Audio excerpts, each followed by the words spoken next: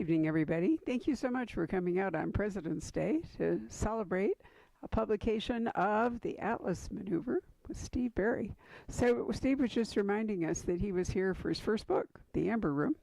And subsequent to that, I've actually been to Russia to see the Amber Room, only it's not the real Amber Room, it's the recreated Amber Room.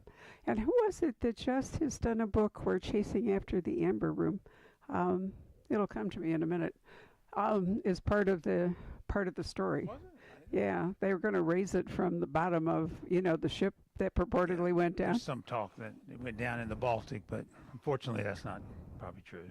No, it probably just got blown up in whatever castle it was in. The best estimate is the Russians vaporized it. Amber goes from solid to gas at 220 degrees, and Königsberg Castle, where it was stored by the Germans, they set fire to it and melted stone. That's how hot the fire was. And there's a report in that day in Königsberg of a scent of perfume all over town. And when amber burns, it gives off a scent of perfume. So the best estimate is the Russians blew it, just vaporized it, didn't know any better. However, it's a very handsome reproduction, so should you go. Oh, it's beautiful. I've seen it. Yeah, right. I was laughing yesterday because it was a Mission Impossible, a Tom Cruise. Why I wasted an hour and a half or 2 hours of my life watching it, I'm not sure, but my husband wanted to watch it. And, they were Sebastopol as part of the plot. And I can remember in 2011 taking a cruise around the Black Sea and actually cruising the Russian Navy in a little Russian tour boat. We were the only Americans on it. And, and I think about how fast the world has turned. I mean, 2011 to 2024, and you can't do that anymore, or go see the Amber Room. But we are here tonight to talk about another part of the war, which was the Japanese theater. Is it true? Is what Is Yamashita's gold? Oh, Yamashita's gold. Yes. No, I'm sorry. Yes, the Japanese theater is definitely true. Yeah, Yamashita's gold is real. It actually, the Japanese pillared Southeast Asia. The Germans stole, but the Japanese stole more. They did it longer. They started in about 1931, 1932. They stole for about 12 years. And they had a lot of gold and a lot of silver and a lot of precious metals. And they were trying to get it back to Japan. It was for the emperor. It was basically for him. And we blockaded off Japan. They couldn't get there, so they took it to the Philippines. And General Yamashita was told, bury it. Put it in the ground, but make sure we can find it when we go back, because what we're going to do is when this war's over, we'll make a peace. When we make the peace, we'll get the Philippines. Philippines will be ours, and we'll go back and get it. Well, of course, they didn't know about the atomic bomb, unfortunately, and it was an unconditional peace. They lost the Philippines. What happened to the gold after that is the question. There is we know for a fact that some of it was found. General Yamashita was quickly captured, tried, and hung. He did not want to cooperate with the Americans at all, and they wanted him dead and gone because he was about the only one alive who actually knew where all the underground vaults were. There was one map. It was sent back to Japan. It was never seen again. Clues are left in the ground. The trees, the rocks, they left all kinds of markings to find everything. All the underground vaults were booby-trapped. But the Americans did find some, and some of that gold was taken off of the Philippines, and some say it was taken by the OSS and was eventually inherited by the CIA when the CIA came into existence in 1948. And it went into something called the Black Eagle Trust, and the trust was used for covert operations by the American intelligence agencies. We don't know if that's true or false, but it was great for the story. And because there is some evidence that there was something happened. We know for a fact America found some of them. They got Yamashita's chauffeur to show them some of the locations, who had driven him around. So we know they found some of it. But it just made for great here. I've known about it for a long time, but I couldn't figure out what I do with it. I mean, what do I do with it? Then Bitcoin. Because Bitcoin came together. When those two came together, I was able to merge them, and it worked. Right. Well, we'll talk about Bitcoin, because one of the reasons I've urged you to buy this book is that it will possibly make crypto intelligible to you. I have never understood it, but thanks to reading Steve, I now have some faint grasp. But I want to go back to General Yamashita, because there is a book that came out from Simon & Schuster, I think in February, this month, a debut, and it's set in Malaysia, and a young woman living in Malaysia, a married mother, really resents the British, and therefore she lets herself be seduced by General Yamashita. And what I learned from that, among all the other things I learned, is that he was the mastermind that figured out how the Japanese could come into Malaysia and successfully capture it. Want to tell them? Because I think it's a really neat story. He defeated the British, and what Churchill said was probably one of the worst defeats they'd ever had.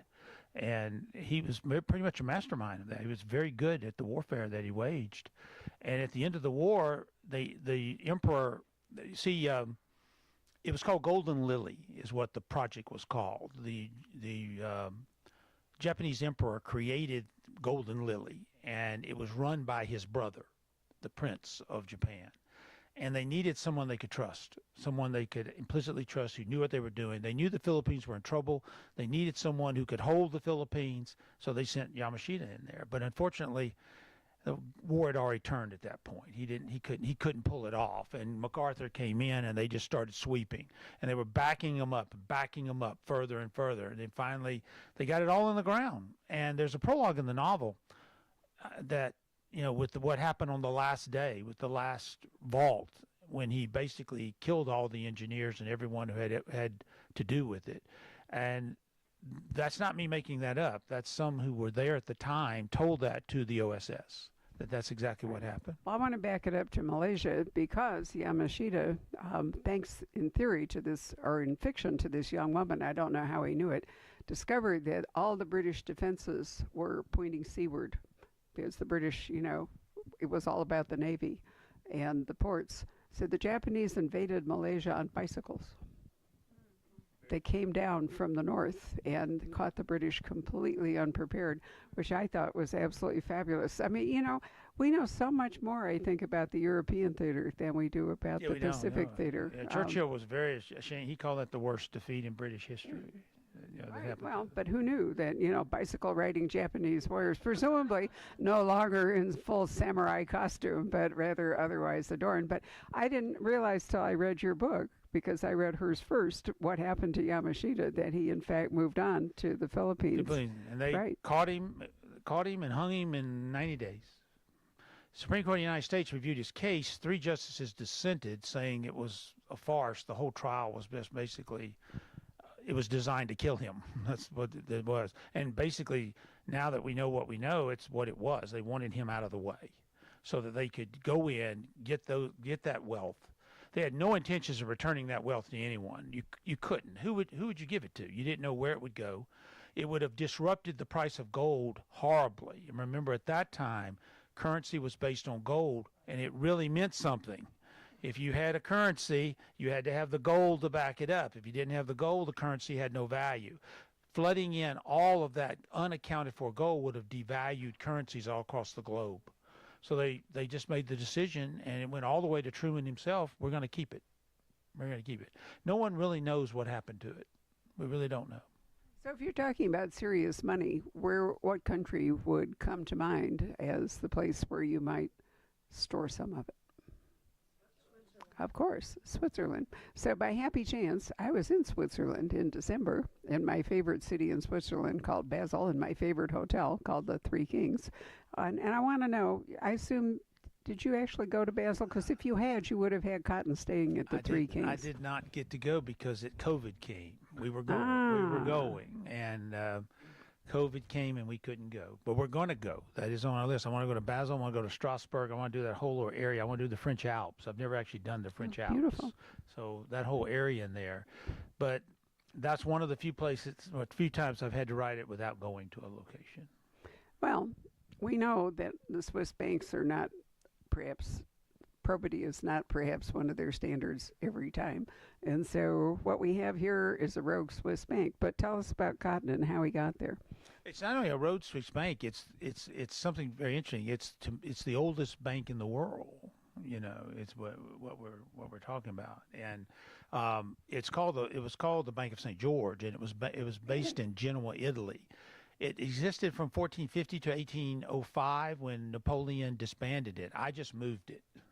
and got it going, kept it going, and just kept it going. But it existed for over 400 years. That bank did. And so I needed someone to administer the Black Eagle Trust, so I said, let's use the oldest bank in the world to do that and put it together. And it worked out well to have that, because basically this is a book about a war between the CIA and this oldest bank that Cotton is right in the middle of. So tell us about crypto. Well, I knew nothing about it. I mean, I really didn't. I didn't understand it. I didn't. It just didn't register in my brain. Luckily, in our neighborhood, there's a gentleman. That's what he spent his whole career dealing with. He buys crypto. He buys up exchanges that go under. He's a crypto broker, basically, is what he does. And he taught me about it. He sat down. He taught me. He gave me the books to read. I read the books. I spent about a year learning about crypto and all about it. Not specifically, that's not crypto, but Bitcoin, particularly Bitcoin. Bitcoin is unique because it is finite. All the other cryptos are not finite. There's infinite amount they can produce. Crypto with Bitcoin, 21 million. That's it. There's no more after that. Right now, there's 19 million. So there's only 2 million more to go. Then there'll be no more at that point. Then you just circulate those coins over and over and over and over again. And I wanted to deal with it because it's interesting. It's fascinating. These ones and zeros in a computer program, become currency. And in my book, we go a little further. Right now, only one country has adopted Bitcoin as their currency. That's El Salvador. In my book, about 15 have. We've gone the next step. Now, there are several countries considering doing it. And then in the book also, we go one more step. They've not only adopted it as their currency, but they've adopted it as their reserve currency. They don't use the American dollar anymore. They use Bitcoin as their reserve currency to back up their entire economy. Now, there's a lot of talk around the world of doing this. I didn't make this up, because a lot of countries are tired of being on the tired of being on the American dollar standard. Basically, they want to get off that standard because they open themselves up to American jurisdiction, American law enforcement, American everything. They don't want any of that. They don't want to have anything to do with it. So there's talk of doing this. So it occurred to me, what would happen if that happened? And then I learned something during the course of studying Bitcoin. There's a flaw in the Bitcoin system, a big, giant flaw right in the middle of it that the Bitcoiners don't like to talk about very much. They don't speak of it, but it's there and it exists. Now, I'm not going to tell you what it is because I give away the novel, but there's a flaw in there, and this flaw was perfect for the novel. It said, that's what I want right there. That's exactly what I want right there. And so it's interesting. Now, the Bitcoiners say, well, the flaw could never happen. I said, don't tell me that now. Don't tell me something never could happen. It could happen. You don't know that. See, Bitcoin prides itself on its anonymity. You don't know who owns what. You do know the wallets. All the wallets are online. About 300 million wallets online where people store their coins. But there's no names attached to those wallets, and there's no way to identify who owns those wallets. And those wallets trade among themselves all day long in hundreds of thousands of transactions. Those are all recorded. You can see them online. You can see every transaction. You don't know who's trading. You just see the trading. They pride themselves on the anonymity and the fact that no government controls it, and it's a peer-to-peer system. Well, that cuts two ways. That cuts two ways. You can have that anonymity is great, but it also opens yourself up to a real serious situation. And if you adopt Bitcoin as your reserve currency and someone gets control of Bitcoin, guess what? They control those economies. And so that's where we are. That's where that's where the novel came from. Sounds perfect for criminal activity, doesn't it? I mean, Yeah. What better way to be transferring stuff around? So let's go back and talk about I'm sorry, is it 21 million, billion, what is it? 21 million. 21 million. Explain, because I found this fascinating. How is it made and why is it limited to 21 million? Bitcoin is a computer program. And what happened is Satoshi Nakamoto is the creator of Bitcoin. We have no idea who that is. We have no clue. Could be a person, multiple people. One theory is it's the CIA. that the CIA actually created Bitcoin in 2008 because the world economy was going to collapse. They wanted a peer-to-peer system where if it did collapse, people could trade money and do what they had to do. And they created Bitcoin as an emergency fail-safe mechanism. It's an interesting story, really, but no one knows if that's true or not. And then it got out of hand. The economies did not collapse. Bitcoin caught on. It's ones and zeros in a computer program, basically what it is. What happens is it's like a reverse lottery. You already know the numbers, but you've got to work the mathematics to create them yourself. And it takes a computer to back that out. You know how you see on the TV all the time when they put the thing on the electronic lock and it goes through all the permutations and finds, which of course is absurd because there's millions of them. It does it like in 2 seconds and it, boom, we got the digits. That's what you do in reverse. But in reality, it takes a very powerful computer to do that. So that's why they have very fast computers. And so right now, there's an equation has come up. Computers are solving that equation. The first one who solves that equation wins Bitcoin. Right now, it's 225. I can't remember. It's 225.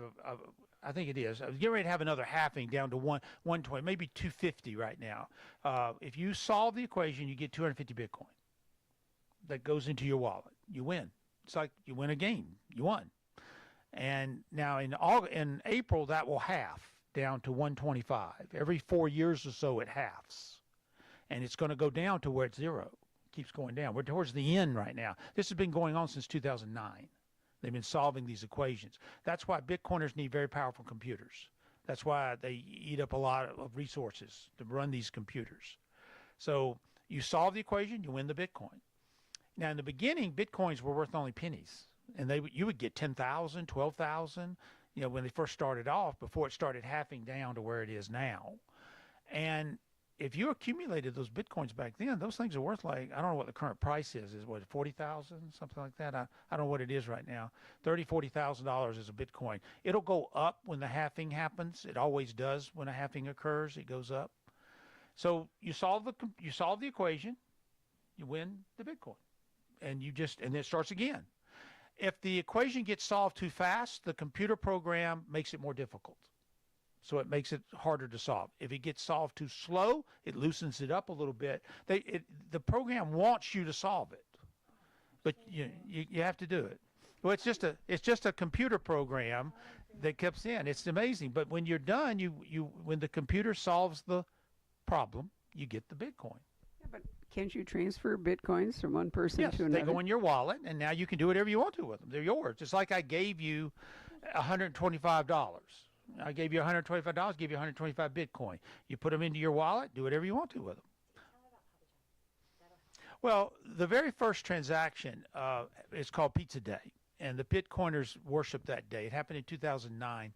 A guy in Jacksonville, Florida, went on the internet to a chat room and said, I will give, and I don't remember what it is, 10,000, I think it was 10,000 Bitcoin, if someone will have 2 large Papa John pizzas delivered to my house.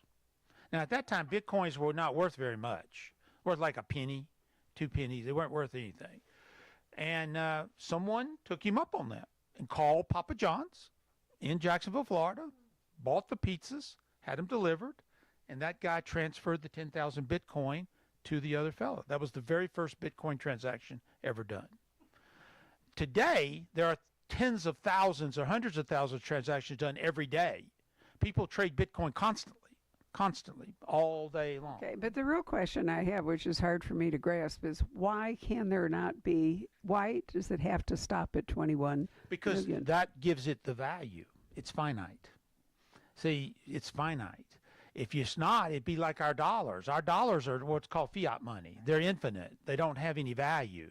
They have no value whatsoever. They only have a value of what you believe in them. That's your belief. It has no value. Bitcoin has, imagine if there was only $1 billion bills.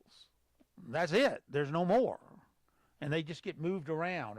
Those dollar bills would have a lot more value than right now, where there's hundreds of millions and millions and millions of these things out there. Bitcoin is set up at 21 million. So when they get to that point, each one of those coins is going to be worth more money, more precious. Is there anything to prevent another whole cycle being started? No, the program stops at 21. It absolutely stops. And then, see, Satoshi Nakamoto created what's called blockchain. That's what he created, and that's what made it work. When you pay your credit card online, when you use your credit card to buy anything, it's made possible by blockchain. Before, you couldn't do it because they had no way of knowing if you paid it once or twice. They had no way of keeping up with it. There was no way to deal with it. Blockchain allowed that to happen. And what Nakamoto did, he created it, and he applied it to Bitcoin, and then he gave blockchain to the world. He didn't sell it. He just gave it to the world free. And that's how we do it. That's what's interesting about it. This program that he created that's worth, imagine if he'd kept it and sold it or patented it. He didn't. He gave it to the world. And that's why we can do what we can do with credit cards today is blockchain. Blockchain is impenetrable. You cannot hack it because one block builds on the next block on the next block. If you're going to hack it, you got to hack every block. And there's billions of them. There's no way to do it. They're locked up in a chain all the way down. Once they lock, they're unlockable. You can't do it. That's what makes blockchain so wonderful. That makes it where you pay your credit card, you only pay it once. You don't get paid twice, or they say, well, why didn't you pay it? Or you pay something twice. You can't do that with blockchain. It's an amazing invention, creation that he did. He published a white paper in 2009 and basically gave that technology to the world. So if we get to 21 million and the value of each coin keeps rising as at some point, aren't they going to be so expensive that they're not going to be? That's the question I asked, because the Bitcoiners will tell you that they envision a day when they're worth 100,000 each or 1 million each. And I said to them, well, who's going to buy them? What happens when a Bitcoin's worth $1 million? Who buys it? I mean, you got to have $1 million to buy it, or something worth that to buy it with. But they don't really answer that question. I don't get a good answers to those questions of what happens at that point. They're just, it's almost like a religion. Bitcoin is in some respects. There's a great belief in it and they have a lot of faith in it. They really do. What I have a problem with it is that you are basically betting your entire existence on something that you can't touch it, feel it, you can't see it. There's no regulation of it. There's nothing of it. You saw the guy with the exchange who stole the billions of dollars and they arrested him. Well, when you give your Bitcoin to an exchange, now some of them are extremely reputable, have great reputations, and have experience behind them, and they do a wonderful job. Right, so you're talking about Sam Bankman-Fried? Yeah, but this guy was whole different. It would be akin to you taking your life savings and walking down the street and knocking on a stranger's door and handing it to them and say, would you please hold this money for me? And I'll come back and get it in a year or two. That's literally what you do when you put your money in exchange, because you have no idea where it is. You have no idea who has it, who holds it. There's no regulation. You're basically banking on the reputation of that exchange is what you're doing. Now, there are some that are extremely reputable that people deal with all the time, but there are others not. There's where the problems come. The Bitcoiners do not want any regulation. They don't want the government involved in anything. Well, the problem is it's the Wild West when that happens, and so as I told you earlier, it cuts both ways. That freedom cuts both ways. All right, so let's talk about Cotton, because Cotton Malone is our guy here. He got in the middle of it. Okay. He's drawn in, yeah. Right, and Cassiopeia is there and the whole bit. So what's Cotton been up to since his last outing, and does he come to Switzerland to kick this off? Well, he comes, and he's just doing a favor for Derek Coker, who was a character in The Last Kingdom, and he gets connected with this woman who he doesn't realize at first because she's changed, but it's a woman from his past. It's a woman that he thought he'd never see again, and there's something. I can't tell you anything. I don't want to give it away, but there's something going on there that has to be dealt with. That's extremely serious, and it comes out of nowhere. It catches him off guard, and she's a woman who he knew years ago, who was in a terrible accident and basically had her face redone. Everything was redone. She doesn't look like herself at all anymore. And he didn't recognize her at first, but then he realizes who she is. And so there's this, what he has to deal with. As I've said before, in every Cotton Malone book, I deal with something different from his personality. I explore something new in Cotton's personality. Here, we're exploring something really difficult and hard for him, something from the past that he didn't see coming. And it's going to form some basis for some future stuff, too. Some future things are going to happen. How many have read the book? Just a couple. Okay. Had to be both of us, right? Okay. So I don't want to tell you then. Right. It actually doesn't go on sale till tomorrow. Yeah, so we're getting you guys a little special yours tonight. a little bit early. You're getting a day early tonight. Yeah, but All right, but what was Cotton? What is his brief? Why is he sent to Switzerland? he's just doing a favor. He's just doing a favor for Derek Coker. Coker says, I need you to keep an eye on this woman. Just make sure she's okay till I can get back. I don't want anything to happen to her. And then, of course, all hell breaks loose and everything happens to her. But then he realizes that he knows her and that there's something there that from his past. And then he gets drawn into this whole thing. And it was interesting, dealing with it. I didn't start off to have this in the book, but it happened during the book, and I said, I think we're going to go there. And you'll know when you read it, you'll know what I'm talking about. I didn't start off to go there, but I did go there. Oh, alert. Yeah, it just came to me about 3/4 of the way through the novel. I said, that'd be really neat if let's do that. And it didn't require a lot of rewriting to make that happen. I could do it. And it basically happens in the last chapter, so you'll see it at the very end. A clue, so you'll be able to look forward to it. Don't go to the end first. Don't do that. No. So a great thriller needs a great antagonist, needs a really bad guy or an unstoppable guy, if not necessarily a bad guy or gal. So it's more interesting in this one because it's not just one antagonist, it's multiple antagonists. Catherine Gledhill, she's a tough. Well, she is, but she's not working entirely by herself. Oh, either. no, she's got help. She's got over there. Now, that's actually a real person, Catherine Gledhill. She lives in our neighborhood. And, but her... Did she pay money to be in the book? She did. She actually did. We had this charity auction, and her husband bought, and they asked me to put a character up, because I don't normally do that much anymore, but I did it that night. And luckily, he bought it, so I knew her. And she came over to me immediately. She said, I want to be the meanest, baddest, nastiest character that you can possibly make me. I said, no problem. I got... And you did. She really is. She's an amoral sociopath, man. She is. Pretty much is. And so, and then her mother's in the book, and that's her mother's name, actually, too. Mary Ellen Madeline. I'm sorry, it was going to be Mary Ellen, but we changed it to her daughter. That's her daughter, Madeline, is her mother in the novel. And her husband, Brent, is her father in the novel. So I do this It's a family affair. It is. Definitely. But they paid a lot of money for that, so I said they were worth it. It was a nice contribution they made that night.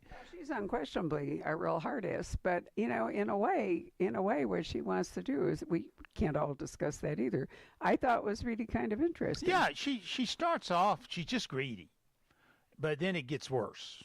That's what happens when greed takes over. You get more and more, and you push it more and more and more, and then finally she just kind of she just loses it, because she wants so much, and she wants it all in her hand all at once.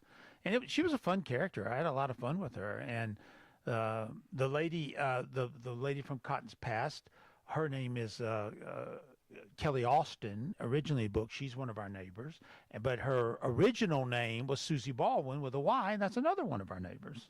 So Susan Baldwin's, but she's called Susie with a Y, and that's what Susie does at home. She says, I'm Susie. If you meet her, she'll say, I'm Susie Baldwin with a Y. She always says that. Okay, so did the husband pay in Bitcoin? No, he paid cash. He paid check. No, her husband's is a president of a major financial institution, so he's big in the financial area, and so but it was fun. Everybody had a good time. She loved the character. I mean, she's read the book and she loved it. Most of the characters, almost all the characters in the novel, are named after people at home. Derek Coker, who's the agent in there, he's our builder. He built our house. Yeah, he was in Last Kingdom. Who else is in there? Wells, but who else? I'm trying to think. It's more. No, that's Luke Book. I've forgotten who they are now. But there's 14. Yeah, Peter's in 14th Colony. Yes, he is. Yes, he is. So I try to use people that I know if the name fits. If it fits. There's a guy in here that runs the bank. He's a little kind of annoying little character, but I needed a clever name for him. So we knew this fella named Wells Townley. It's a great name. Wells Townley fits that character perfectly. And he loved it. He had a great time being there. Now, why do you say it fits him perfectly? What is it about the name that matches the character? It just makes him, Wells Townley. It sounds, he's a fancy kind of guy. He wears his little bow tie, and he's all checked up, and he's very prim and proper, and he walks around, and he never. That's not the name. That's the person you're yeah, associating. but that name fit. Yeah, but the name fits it. It just. When I look at that guy, when I created my mind, well, he'd be a Wells. That sounds right. That sounds about right. I wouldn't name him, Kirk or, Bill. No, I mean, it's an interesting question. It comes up a lot when we have these discussions about how authors arrive at names for their characters. It's how you see him in your head. Yeah, but we've also heard some amazing answers about people, like pillaging tax rolls or death rolls or going to cemeteries or, phone directories. I did phone directories for a long time until I started naming after people I know. And if you went on a Steve Berry's trip, I used all the ducks. I would call them ducks on the trip. I've used most of them in the novels. I've used a lot of them in the novels. Yeah, there's two back there. Right there. Killed both of them. I mean, you killed him, didn't you, back there? That's what you did. Yeah, Diane killed Alex in the Lost Order. Yeah, so I try to use them because it's fun. You have to be a good sport about it, though. Right. But no, what I meant was, it's interesting the connotations that we have for names. I mean, I hope there's nobody here named Bruce. Please tell me not. It's a name that for whatever reason I can't stand. And so, I don't know why.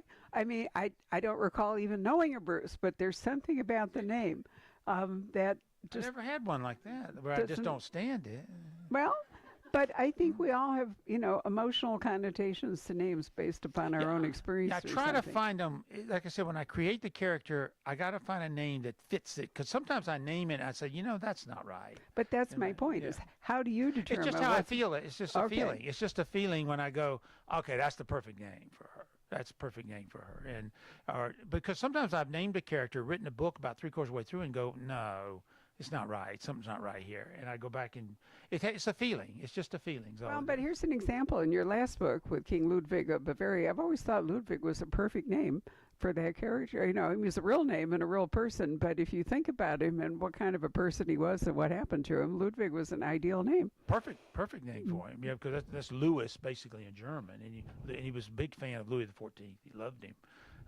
And Richard Wagner as well. If I could ever write a pure historical novel, I would like to write it on him.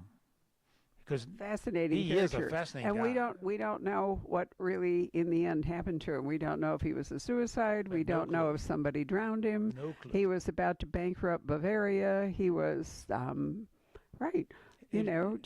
He was just a fascinating guy, way ahead of his time in some respects. Right. And in other respects, he was an anachronism. I think the Wittgensteins were overbred by the time we got there. It was 800 years they ruled Bavaria. I know. A long time. And was the richest part of Germany. If you ever go to Munich, it is extraordinary what the residence there is like and other things. So I love that book because I thought that your association between, I don't want to spoil the book if you haven't read the last book. No, all right. There are two actual characters in it, and historical figures, and I think the association you thought of between them was extremely clever. I enjoyed that novel because that's my favorite part of the world, Bavaria. I love it there. And we had a good time researching that novel and going there. Right, that's where the Disney castle is, and then Ludwig was a castle builder, so you can enjoy all of those. Do you know the story of Neuschwanstein by any chance? You ever seen it? The fairy tale castle? In there, right. Well, Walt Disney went there in the 1930s. He said, I love it. When they were designing the castle at Disneyland, they basically just made a model of New Schweinstein. Mhm. Well, they hadn't finished the model, and they were running behind, and Walt was coming to see what they did. So they turned it around. They just turned it around, put the back in the front, because they hadn't finished the front yet. And he walks in, he takes one look at it. I love it. That's what I want right there. And that's what you've got. When you go to Disneyland and you look at that castle from the front, that is the back of New Schweinstein, is what it is. It's very clever. It's really neat. And I never realized it either till I learned the story. Then we were at Disneyland a few months ago, and I went, that's exactly the back of New Schweinstein.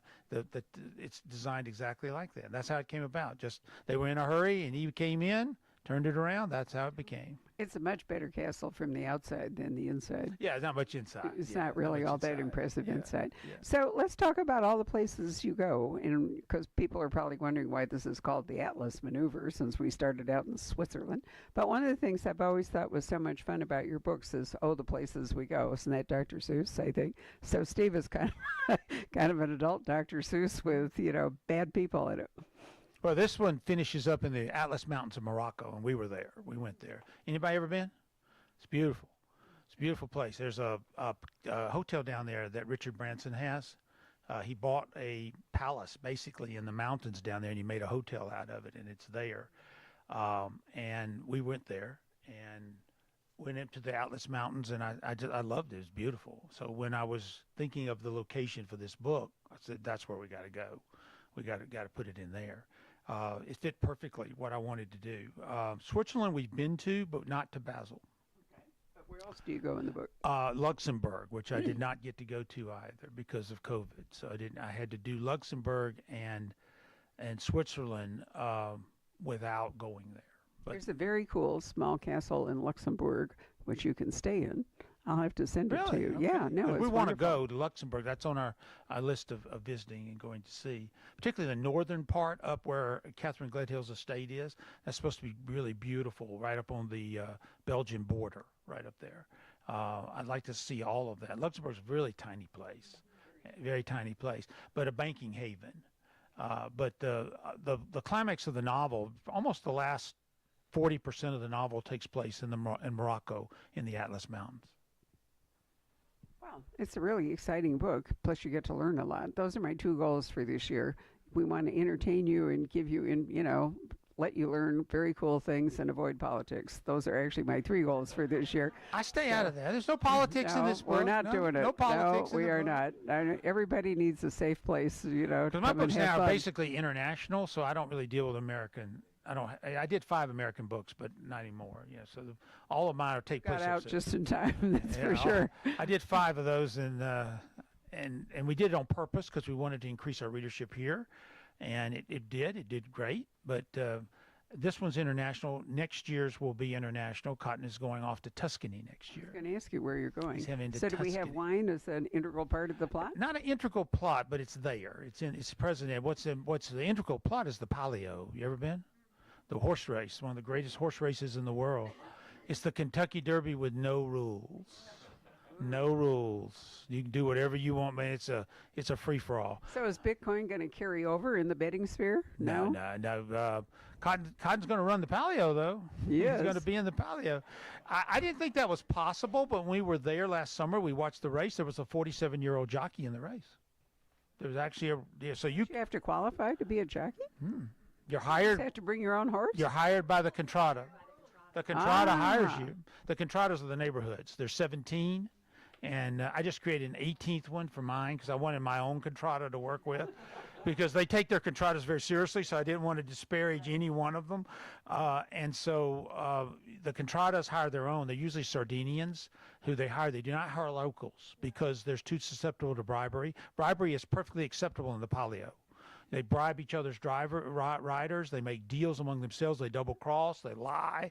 It's a whole drama, but it's amazing. And Cotton's going to get caught up. It's called the Medici Return. It'll be out next year, and and then there'll be another Cotton book in 26 and 27. Wow. Meantime, you are also writing with Grant Blackwood, and we've already agreed to do a virtual event in June. We will. I mean, it's cruel to make him come back to Arizona in June when he's been here in February, right? I just can't bring myself. It's the second Luke Daniels book comes out in June. It's called Red Star Falling. It's a great story.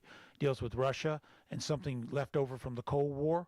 And it was a lot. It's a really good story. It'll be out June 11. We're writing the third Luke Daniels book now, and then next summer I have something different.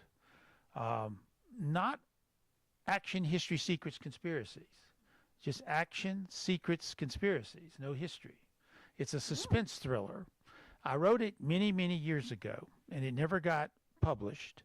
I rewrote it about 5-6 years ago. And I've been wanting to publish it. It's basically, if you like Grisham, Baldacci, or Harlan Coben, you like this. So it's Steve Berry like you've never read me before. I think my readers will enjoy it, but it's different, a little different. It's called The List. It'll be out in the summer of 25, and because Grand Central bought it. So it's going to come out then. And it's the second manuscript I ever wrote in my life. And wasn't publishable in that form, but I rewrote it, and now it's much more publishable. It deals with a small town in Georgia and a paper company that has a very, very unusual way of controlling its cost. So, and some of it's autobiographical because I lived in a small town with a paper company. Yes, I did. So it's a good story. I've been wanting to do it for a long time, and God bless Ben Sevier. He bought it and let me do it. I love it. So is it like The Killing Floor? Yeah, but not as much killing as The Killing Floor. But Reacher. Margrave, Georgia. It's great. Right. I mean, Reacher goes in and just wreaks havoc in there. This one is a little more grounded in what I lived because I was there. I lived in a company town. So, I mean, what was a company town, it had evolved out of that. But I got an idea one day. What would happen if this? And I wrote the book. It didn't get bought. It never got submitted because it just wasn't ready for prime time. I'm talking about craft-wise, it wasn't ready. And then around 2007 or 8, I rewrote it. And then a couple of years ago, I rewrote it again. And each time I rewrote it, it got shorter, which is good. It got tighter and cleaner and shorter. So now it's ready to go. And so I think if you like Grisham, Baldacci, or Harlan Coben, you're going to like this book. You're going to like this book. This is the other side of being a lawyer. You could actually be a career criminal, right? Well, we see a lot. We see a lot, yeah. And this one is interesting. It's based on a lot of things that I actually did see, David Baldacci's April book, we will have signed copies of it because David's always nice enough to do that, is John Grisham, too. It's a courtroom drama. It's not like his other books, and like you, worked on it for a really long time. We're all that way. After we write so many for a while, we like to do something different. And I have a sci-fi novel that I've written 15,000 words of. I want to finish it. I really do. It's a great story, and I just got to finish it. I got to sit down and do it. But the problem is you get pigeonholed, and you got to do what if you're going to make a living, you got to do this. You got to make these. Well, aren't you fortunate that you might find another road to publishing if you ever finish it, right? I'm trying. If I can get it done, if I can get it done, it's a cool story, and it's something that occurred to me years ago, and I think it made me. John Sanford wrote a really great sci-fi novel with a friend, and I loved it. And they unfortunately never went back to it, but I thought it was a terrific story. It was a passion project for him. Yeah, him and I talked about it. Sure. It was something he wanted to do, and I'd like to finish this one. I'd like to finish it myself, and I will. I'll get around to doing it, but right now I got to finish the third Luke book, which we're working on now, which is going to be really cool. It's going to deal with Disney, which is really neat. Oh, the mouse. Mouse went out of copyright. We live near Disney, so Disney's very, we like, we're very big. There's been a lot of drama swirling around the Mouse House, in Florida. We live down there. So this is an interesting thing. It deals with really Walt Disney's trip in 1939 to South America. I didn't even know he'd gone to South America. The State Department sent him down there on a goodwill tour in the 1930s because Germany and Hitler were making inroads down there, and they loved him down there. So they said, will you go down there and on a goodwill tour, but while you're there, keep your eyes open. Keep your eyes open. And he did. He actually did. He did it. And so it deals with that trip that, as you said, a lot of people don't know about. So we're going to put all that together in the final Luke Daniels adventure. Sounds great. How about questions from the Sure, audience? let's Why do it. don't you take those? Don't just sit there, people. Yes, sir. In the back. Do you believe that this Bitcoin and everything will get hacked at some point? Because eventually everything does. You can't hack the blockchain, Right. but you can hack the exchanges, and you can't hack the wallets unless you know the password. If you know I should have made this clear earlier. There are 19 million Bitcoin right now that have been created, but only 16 million in circulation. Around 20% of the Bitcoin are lost. You have your Bitcoin, and you have the key to open your wallet, which is a 24-digit passcode. If you lose that passcode, it's gone. It's gone. The wallet's gone. You can't get it back. You can't go get it anywhere else. And about 20% of the Bitcoin they estimate are gone. So there won't actually be 21 million when they're done. There'll be something around 18 million, 19 million, something like that, because of the Bitcoin being lost. To be hacked, no. Hacking blockchain is literally impossible. But if it's a 24-digit code, then most people can't keep that in their well, head. you write it down, or you. Well, no, I understand that, but that's what makes it vulnerable. Well, it's up to you to protect how you do it, and Could be. And in the book, I explore some very innovative ways that people hide their codes. There's a lot of ways they do it. Now, some people get around that by putting it in exchange. They get around that. But if you want to privately hold your Bitcoin, you create your own code to get in. Now, people have hacked some of those. That has happened. But the blockchain itself can't be done. Can't be done. Yes, ma'am. So one of the things, every time I read one of your novels, I look forward to hearing. I typically listen, so Scott Brick is amazing, by the way. So Yeah, I agree. He does a great job. I love him, big fan.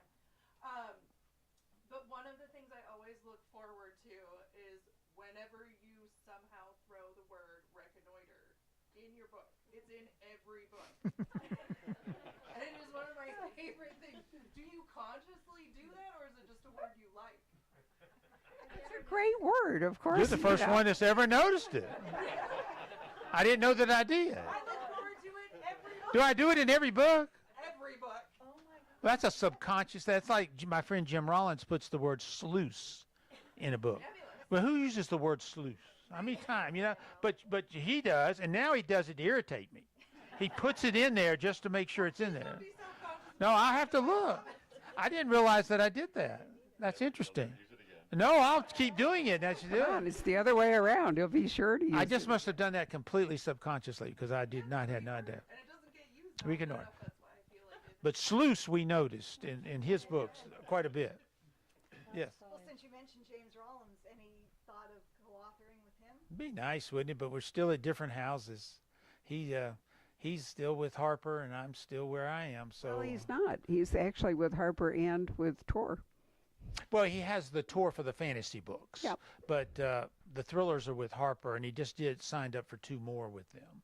So who would publish it? I mean, we actually talked about it because he went out to contract. He was going to think about moving to another house, and he talked to my house.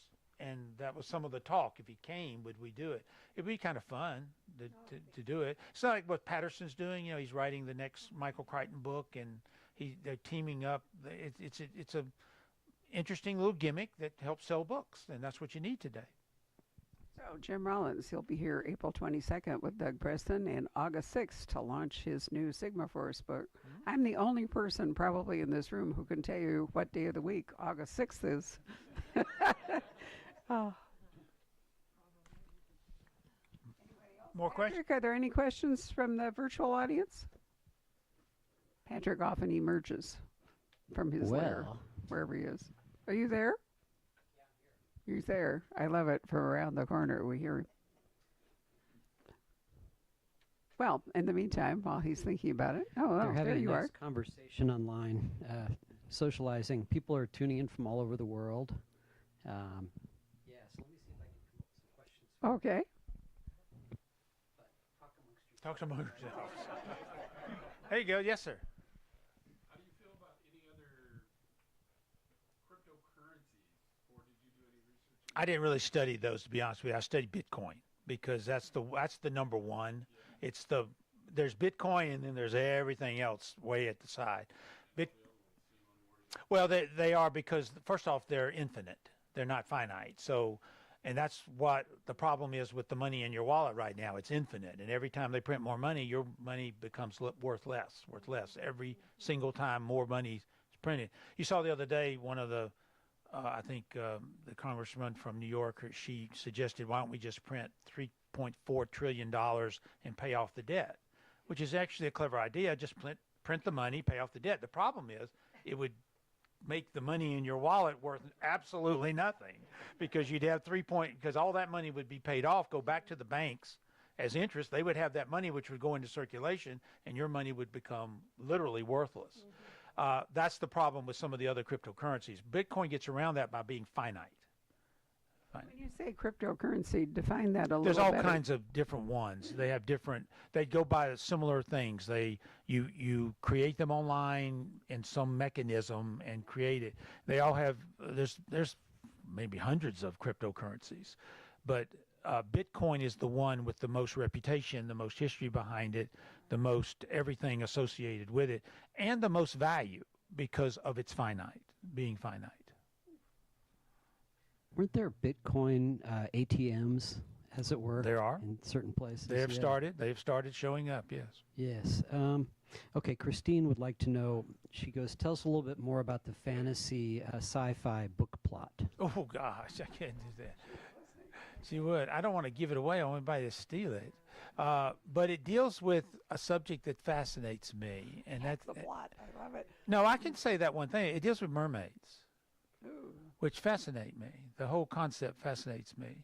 But something a little more grounded than not what you're thinking mermaids, something more grounded in science, that is very interesting to me. I stumbled across it a few years ago, a book that was written many years ago.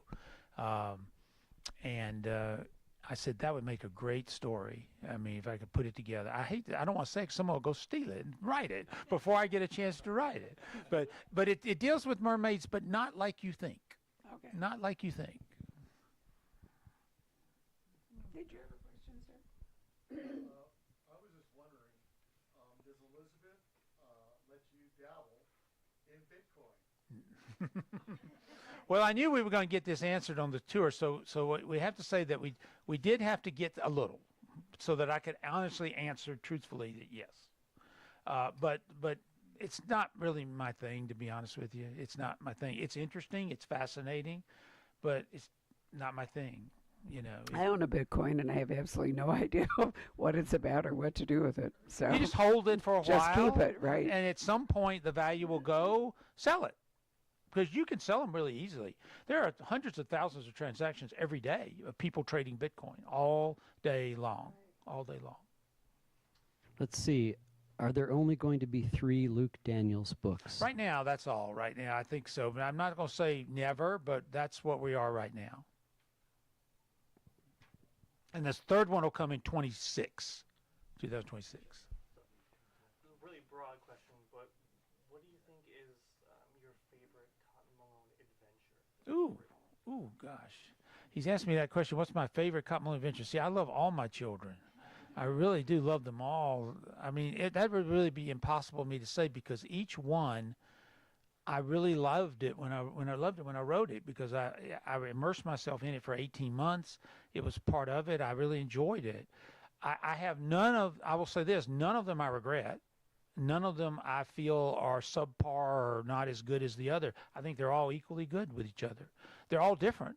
That's what makes them interesting. They're all very different. The trick of a series is it has to be the same but different.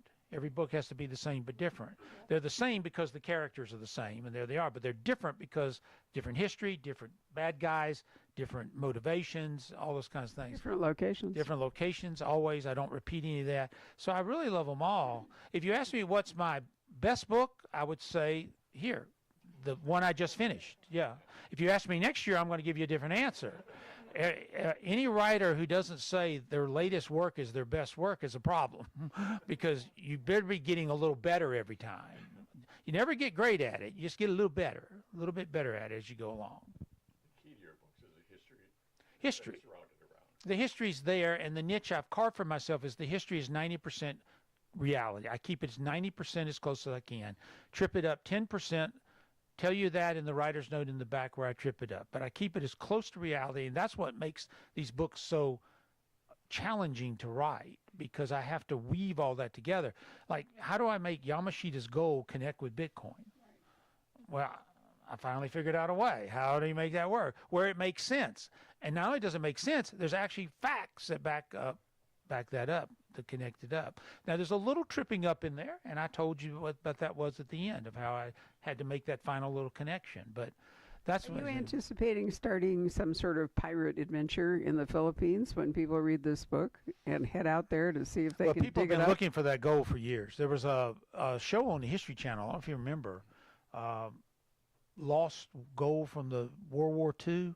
It was on for 2 seasons, I think, and they went digging all over northern Philippines, found nothing. Well, in theory, there's a shipload of gold or a train full of gold somewhere buried in some lake somewhere in Europe. All that Nazi theory, train. that, and the train disappeared, and all those things. We know Yamashita put 175 vaults in the ground. We know that for a fact, and we know that only a few of those have been found. Where the rest of them are, we don't have a clue. That area is really mountainous, hilly, and treacherous. And the landmarks probably They're all gone now. wouldn't They're exist pretty much anymore. gone So now, yeah. Yes, sir. You mentioned earlier that you were considering writing a historical nonfiction book, possibly. To be fiction, but historical fiction. Okay, are there any plans? No, I love to do it, but I just can't because I have to write these. I would love one day to do it. It'd be fun to write a pure historical fiction novel, and I think Ludwig would make a great subject of that novel. It really would. But History Matters. History Matters is our foundation that Elizabeth and I have. We go around and we help communities raise money for historic preservation. We've done about 90 projects, raised right around $3 million for communities. We try to find the right mix and the right place that everything works. If we find that, we go in and we do it. So I tell people all the time, if you have an idea or you have something we can do, you go to my website, steveberry.org, History Matters, send me an email. We'll see if we can make it work. anything else? Here's an interesting question. Do you ever regret something you've written?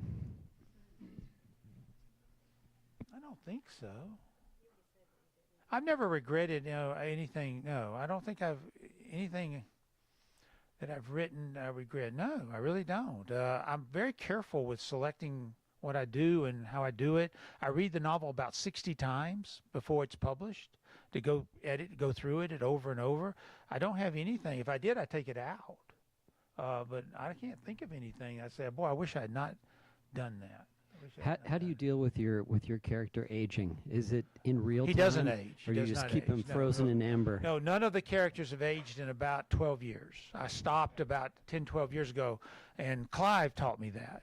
We were at Thriller Fest one day, and we were talking about that, and he said, well, Dirk Pitt, he's got 2 grown kids. I mean, came out of nowhere. I've not aged him in 50 years. I said, well, so I stopped aging. The Cotton's World just basically stopped the time. If you're going to write adventure thrillers, you really have to You do have to. that You because have to it's do it. unbelievable if somebody I always remember Nevada Bard. Those of you who remember her Anna Pigeon series, which I truly loved, and she was a national park ranger that did all kinds of, physical strenuous stuff and all, and then she quit because she got Anna to be 50 and said that she couldn't credibly behave like that anymore. Yeah, And that's the danger I think and I you learned run that into. lesson from Clive. He taught me that, so I just stopped. Cotton's staring 50. Cassiopeia is getting close to 40, and that's all I ever say. I never say any more than that. And basically, all the adventures just stack on top of one another in the real life, and that's the way you have to do it. Otherwise, because Dirk Pitt's 1968's been 50 years. Almost 50 years, and literally he's got 2 grown kids. Where do they come from? Because Dirk would be like 75 years old with those old kids, and he's not. But you make it work, and the reader accepts it, and I accept it. It was fine, and I did the same with Cotton. So no, I hope he goes forever. And Any of you object to that? No. Yes, No? ma'am. Have any of your novels, after the fact, produced any controversies since you look up a lot of factual stuff and work with that, but somebody says, some country or something says, wait a minute, that's... God, that'd be great if that would happen. I would love that. I mean, no, unfortunately, no. I've not had any of that. Now, during it, I've had a little bit where people have said that, this is a little too close or whatever. Now, The King's Deception was probably the closest one where I had a problem with that. Because originally in The King's Deception, the bad guy in that novel was a character in Northern Ireland. And my British publisher said, I can't publish the book because it's too close to reality and it will set things off over there. It's too close to things. So I changed that bad guy to be an American, to take that element out of that. That may be the closest I ever came with that happened, because it dealt with a theory that, is not completely insane, and it can actually have, you never know. And the attitudes over there about the land that was taken from the Catholics by the Protestants back to Elizabeth I, it's still there. I mean, the anger's still there. It's all still there right now. And so I had to change that. That's about the only time I think I made a significant change, knowing something could be a problem. Other questions? Let's see. Will you be going to BoucherCon in Nashville? I will not. No, I will not. Okay. Yeah, someone points out that Clancy's Hunt for Red October was published almost 40 years ago, and Jack is still going strong. Going strong. Outlived his author, He even. is not There is a aged Jack either. Jr. though, so He is not aged either, and that's another lesson to be learned. Somebody had a hand up. Yes. Are we ever going to see Cotton on the big screen? Well, we hope so. Again, as I've told you many times, a lot of talk, and so we'll see. There's interest. There's always been interest, and there's more recent interest. There's interest, so we'll see how it goes. I don't know the answer to that. I've said this before. It's hard to say. all right. Anything you'd like to ask the audience? No, just buy the book. It'd be nice. Mostly have. Mostly All right. have, yeah. I hope you like it. I enjoyed this story very much, and I like this is my first orange cover. We were trying to get a new color, and I said I want orange, and so I actually participate in the design of the cover. So I'm And that's a participating. Bitcoin? That is it's an old historical coin, but I Right. had them put the Bitcoin emblem on the top, so it break apart, give you a little hint of what may be going on there. Then we had the Moroccan look at the bottom. So this is a new color. You don't see orange in thrillers too much on covers. I've got a lot of black and red and Right. and blue. It's very dramatic. So I like it a yeah, lot. I thought it fit well for this book. I'm very peculiar about covers, so I take a very active interest in the covers. We're designing the one for the Tuscan book right now. Excellent. Yeah. So you should have a letter from Steve in your copy, and if you don't, we have extras. We still have the letters, right, John? NATO, are you asleep? No, we still have letters in the back? Yeah. Okay. I'm hoping, if you care, that we have enough of the little photo spread of Basel, Switzerland. Does everybody have one of those? We might not have printed enough, so okay, great. In that case, I'll let's be glad to sign whatever you got. right. Let's do it. But wait, we're Well, not there yet. oh, No, well, no, no, no, one no, more. we're not there yet. You gotta plug CJ. Well, no, I try to give away a book to thank all of you for buying a book. And John, what do we have? Thank you. First of all, let's thank Steve for another wonderful conversation. And second, CJ will be here next Monday, and his new book is called 3-Inch Teeth, which might lead you to believe, since there's a grizzly bear on the cover, that the grizzly bear is probably heavily involved in the plot. I will say this is a pretty brutal book because it's a grizzly bear, right? Anyway, if you would pick a number between 1 and 22. By the way, we're not going to be here. We are going to be up the road at the Scottsdale United Methodist Church. And it'll be nice for you to try it out. We've done a couple of things up there. Thank you. Is it you? How wonderful. Is this rigged? No. All right. Well, we will. There you are. Wonderful. I love it. Oh, well, there you are. You'll be here next week. You can bring it home and sign it. I will do that. Yeah, you could certainly do that. So thank you all very much for coming this evening. I like these events because Elizabeth has to clap for them. Oh, got it. She sits here and doesn't clap. People say, "Why didn't you clap?" So if you guys would fold up your chairs and lean them on that side of the store. And Steve, do you want to just stay here because you're at photographing height? That will be brilliant.